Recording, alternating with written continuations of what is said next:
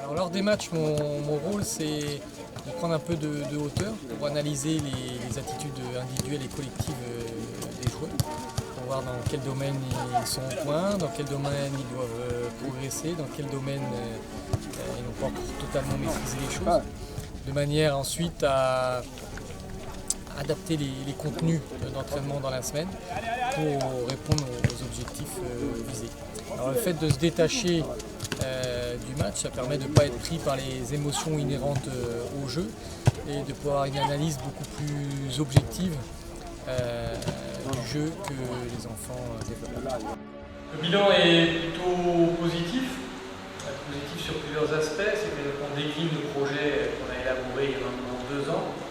En termes de résultats d'équipe, c'est plutôt satisfaisant puisque cette saison encore, l'académie a connu exclusivement des victoires, a eu la chance de participer à un tournoi international au Maroc qu'elle a remporté.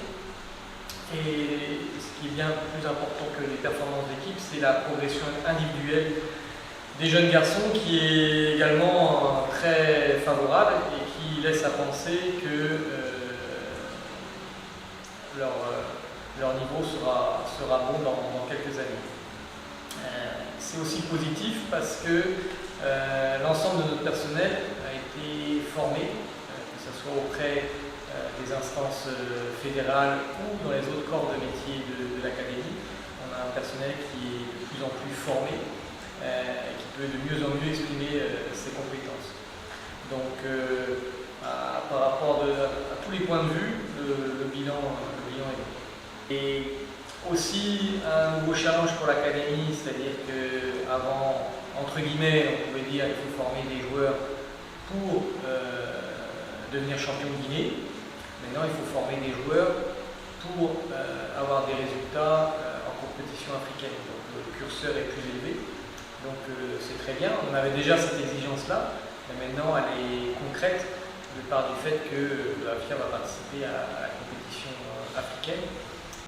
Bon, il y a déjà l'intégration de la 2e promotion, qu'il va falloir qu'on arrive à bien intégrer au projet de l'académie, qu'ils arrivent à suivre le chemin de leurs aînés, donc de la 1re promotion, que nous, on adapte aussi notre mode d'organisation, notre mode de fonctionnement, puisque c'est dorénavant 48 enfants, 48 pensionnaires qui seront à l'académie au lieu de 31.